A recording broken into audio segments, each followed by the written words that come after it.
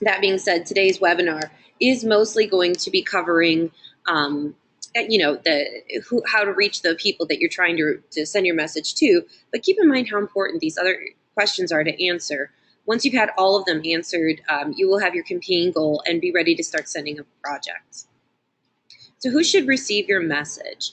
You know your company better than anyone else, so ask yourself, who would benefit the most from working with you or purchasing your software?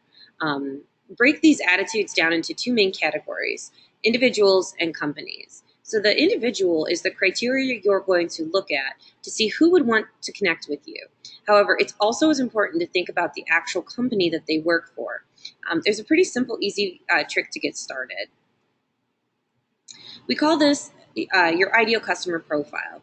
So your ideal customer profile is how you're going to kind of narrow down who your best customer is. Think about the one you would love to clone to help grow your business. Why are they such a good fit? Do they have a specific job title? Do they have a position or a skill set? Or do they have some sort of specific information, maybe in their LinkedIn profile? Think about who their connections may be. And then lastly, think about their company. Do they have enough employees to support your services? Are there certain verticals that your company would work best with? So consider both the customer and their company when you're creating your ideal customer profile. You may be able to support a Fortune 500 company. You may not have the staff or the availability to really be at that kind of beck and call. So getting started with your ideal customer profile, think about your 10 best customers.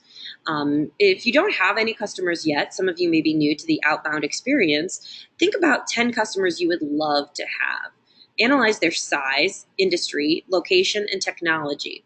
Try to find some common themes between these 10 people, and that will help you result in your ideal customer profile. If you're kind of an Excel nerd like me, you can even create a spreadsheet analyzing these main categories.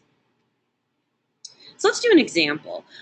Getting a detailed customer profile is very important. So the example here that I'm giving you, all three of these people are C-level and founders in their positions. However, which one are you going to want to reach to? These people all work at a technology company, and even though all of them meet the same job description criteria, they might not be all the right person to speak with. So let's say that you develop software for an API, and that simplifies API calls within your system. You're most likely going to want to reach out to somebody who understands some of the more complicated intricacies, or at a minimum would understand what an API call is. Now, that's not to say that the other C-level people might not be knowledgeable in this area, but at minimum, the chief product officer is going to be most likely to be aware of the technology they're using. They're going to be less likely to be in charge of administrative duties, so they might have more free time to respond to your email. And lastly, they're more likely to appreciate more technical details. So if you have very specific features that are related to your software or your services, sharing that kind of information with a CPO over a COO or a CEO would be much more relevant. So an easy way to get started is just simply go onto LinkedIn and review your favorite customer. Look at the information they have listed. You might also want to take some time to see who maybe has viewed their profile or who they are connected with. This is a quick way to look for commonalities or common themes and information that are relevant to your particular industry. So before I move forward into targeting with Growbots, are there any particular questions?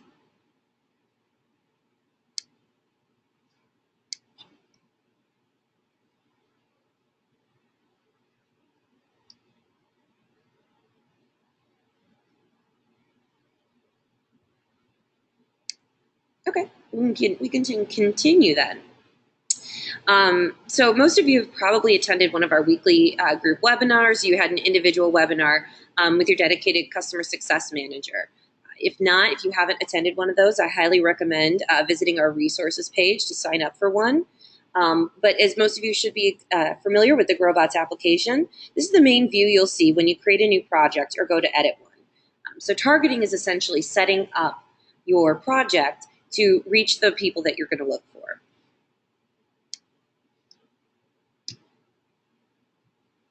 Excuse me. All right. So the first thing you're going to start with is, what do these people do? Let's think about what the verticals are for our ideal customer profile. When thinking of a potential field, keep an open mind. A doctor could easily be listed under a healthcare or possibly even education if they're teaching. If you do not select any verticals, just keep in mind that all industries will be scanned when you generate your projects. One of my favorite things to say is, when in doubt, leave it out. So you can always go back and narrow your criteria, but you really should start with the broadest criteria available. So, think outside the box and consider leaving off verticals unless there's a real specific need for you to have them. Next, you'll notice we have some grayed out areas here. So just look at the parts that aren't, but you want to start searching for job positions that your ideal customer profile would have. In this example, we're looking for people dealing with payroll and human resources. Remember to put the abbreviation and the full position name using synonyms. Try avoiding using overlapping phrases. For example, you don't have to put in senior human resources manager if you already have manager human resources. You can also put in a position name in brackets if you want to look for an exact phrase. So you can exclude some unwanted positions by adding a negative sign in front of the name as well. So in this example here, you can see we're looking for HR specialists. I'm also looking for specifically human resources manager. So I don't want to look for anybody who is would be, human resources and sales manager. So that's a good way to kind of omit those types of things. And in this instance, I also want to make sure that I'm not reaching out to anybody who's a junior or might be an assistant. I want to speak to the person in charge making those decisions. So be sure to include special keywords as well. So you can see the prospect's advanced keywords here I have listed as payroll. So for example, if you are looking for an accounts payable person, consider including accounting or invoicing in the advanced keywords. Like I said, I have payroll or salary management would be another one to consider. That's why visiting people's LinkedIn profiles is such a valuable starting point. You can see firsthand info about how the prospects describe themselves. So include specifics for narrow targets if you're looking for a very specific position, and consider including things about software, degrees, and specialties in the prospect's advanced keywords. So if you're looking for somebody who might have a specific type of certification, like a notary, consider including that in your search as well. So the next thing we want to look at is the company that they work for. And depending on your goals, start by thinking big by country and then move to a more regional, smaller location. So when you want to use advanced location, it's a great way to narrow down your prospects for potentially ones you could meet. So if you're in the United States, but you're physically located in New York City, you could run one campaign for the general United States and then maybe run an advanced, clone that project and create a secondary project for advanced location of New York City, offering a chance to have an in-person meeting. Sometimes tailoring these types of communications can really improve your search results and your reply results. How do they do it? So the next thing to think about is the size of your company. And the size can really be a relative term. The number of employees is a good indicator, as almost as good an indicator as web traffic. So for example, the traffic is based on the position the company has in an Alexa ranking, which is ranking the most popular websites online. So for example, if you're looking for somebody who might have a lot of web traffic, you could look up anywhere from 1 to 10. That's going to give you the top 10 ranking results. So think about it this way. Traffic for a website might be more indicative than the people you're trying to reach. If you're trying to find a startup, it's more likely that they're going to have very few employees, but a pretty decent web presence. So think about that. You might want to look for something smaller. And then there's also some Fortune 500 companies who might not have the most high-ranking global traffic, but are a pretty significant size. So if your service or product lends itself nicely to an existing software, don't be hesitant to include that as well. Company descriptions can also be a great indicator of the type of business they do. Consider including specific fields or industry phrases like SaaS, digital marketing, keywords like that. Again, referencing back to doing a quick LinkedIn search while you build your ideal customer profile is a great way to go through this. So in this particular example that I'm going over, we're looking for people who are startups within the U.S., C-level job position, and have 1 to 50 employees. So on the left-hand side, you can see we actually did select the computer software vertical. We're looking within the United States, 1 to 50 employees, and as you can see in the job position, we've included a multitude of keywords along with omitting interns and assistants to ensure we prevent any of the lower level employees from possibly getting our response. In this particular instance, we're looking for e-commerce and decision makers that have more than 11 employees. So I'm looking for anybody who has a CMO or C-level position. I've also opened up to president of marketing and various marketing positions. You can see that GrowBots has included multiple additional job searches. I left the company blank, but I'm including the global traffic as well as the technologies that would support an e-commerce website.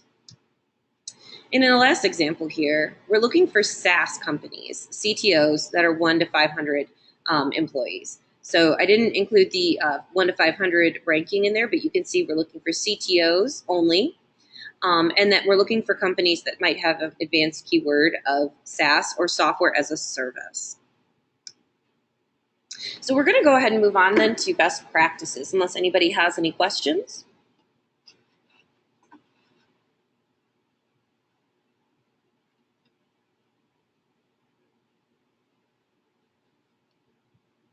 Okay, so continuing with best practices.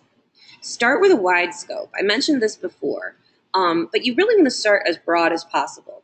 You can set up an unlimited number of projects within your account and duplicating them as simply as clicking on the clone option.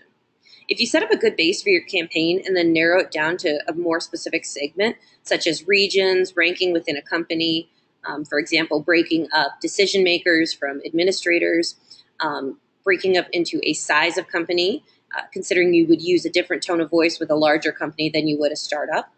And then also consider breaking it up by various industries you may service. This basically means that targets should be created within cadences.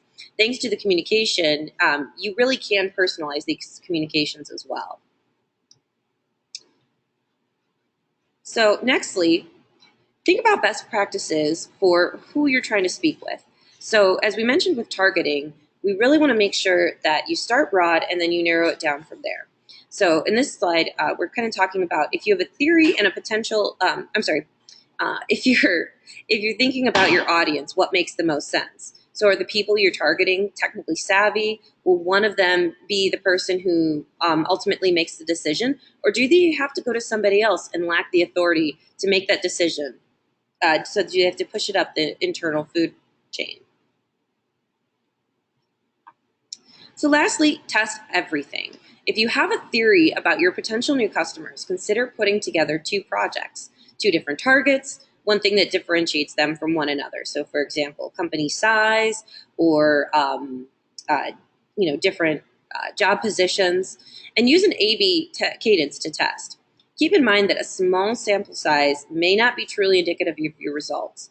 If you're testing something within a project, for example, job position, be sure that is the only difference between your testing options. Also be sure to give your prospects plenty of time to take action or be inactive before driving your results.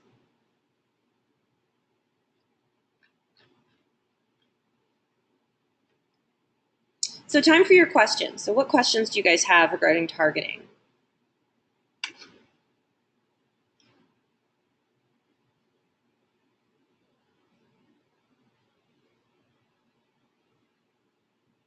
Feel free to share some personal examples. So if you have a specific target that you're trying to reach and you'd like to have some advice offered on how to put it together, feel free to ask.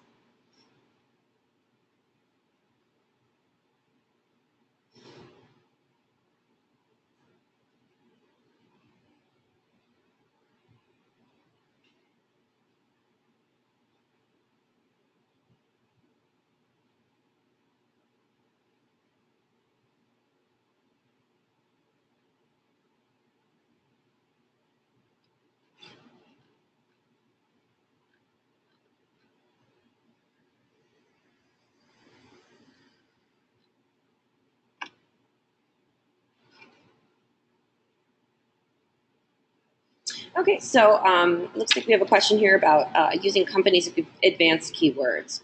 So yeah, I'm happy to go back over that. So let me just jump up the slides here. So companies' advanced keywords is a great way to look for specific industry-related terms or services that a company may offer. So you would want to use companies' advanced keywords. This is something that's going to search their company description. So for example, if you're looking, we had a customer just the other day that was looking for people who maybe worked on mobile apps. They were looking for agencies who develop mobile apps.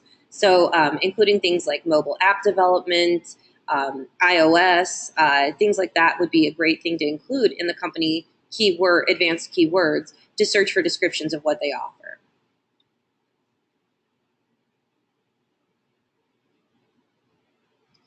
So we have another question from Dan. What insight can you give into the volume of prospects robots can produce versus the size of the entire market based on the criteria you choose? So that's a great question, Dan. That's something that we could offer case by case. It's something that, yeah, if I'm understanding correctly, you want to know what our database is comprised of versus what the industry might have available. So in that instance, Dan, what I would do is I would encourage you to reach out to the team when you have specific projects that you're going to look into. We do have the ability to kind of give you an idea of what type of size of audience that you're looking for based on specific criteria. So if you ever have a project that you're trying to put together the criteria as you would like to search for it. So any omissions, any inclusions, in the fields, and then simply open your chat or email your CSM, which I actually think I might be your CSM, and let us know. And what we can do is give you a better idea. As for the industry size, that's something that might be a little bit more difficult for us to ascertain. So if you're asking, for example, how many SaaS companies are out there and available to communicate with, I can tell you how many we would have available to communicate with. But I wouldn't necessarily be able to talk to you specifically about the percentage of people we have available. I do know our database is growing, so I don't currently have the most recent statistic on how many available records we have. But if that's something you're interested in, I'm more than happy to look into that a little bit more for you.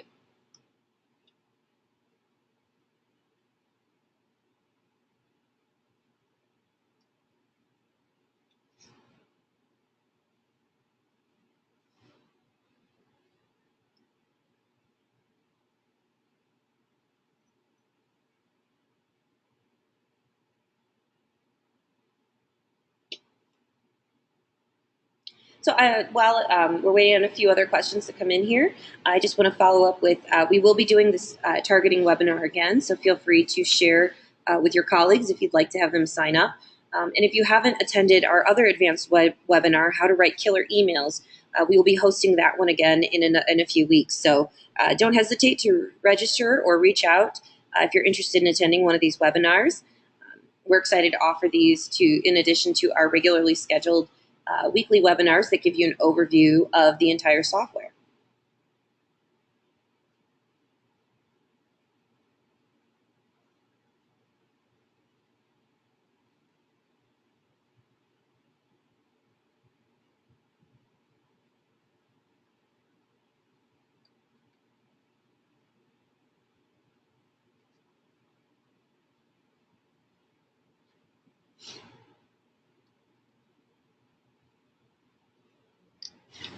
Alexandra was asking about when the killer email is going to the webinar will be taking place again. If you give me one moment, I'll go ahead and look it up.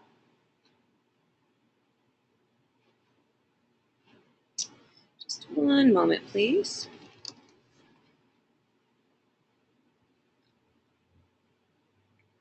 So our killer email, I believe, will be next Wednesday at 11 a.m. Pacific. But let me just confirm that. So yes, our next looks like our next targeting webinar is going to be the 19th, which I think that's actually incorrect. I apologize. I think our next How to Write Killer Email will be on the 6th. Will be on the 18th, it looks like. Yeah, on the 18th at 11 a.m. Pacific time. So you can also check back on our resources page. So that's simply resources.growbots.com. Click on the training link, and it will offer to you when it will be. And I do apologize. Actually, the next How to Write a Killer email will be July 26th at 2 p.m. Eastern Standard. And if you do sign up, yes, you will receive a reminder for that. So again, apologies. It's the How to Write a Killer email will next be taking place on July 26th. You can sign up at resources.growbots.com.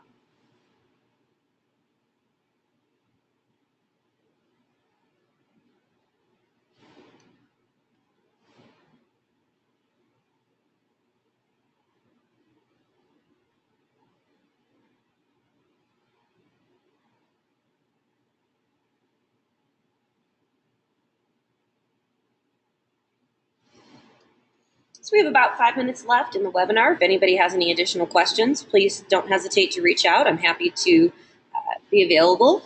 If you have any additional questions that you would prefer to ask on an individual basis, feel free to email into customers@growbots.com, and we'll be happy to respond there.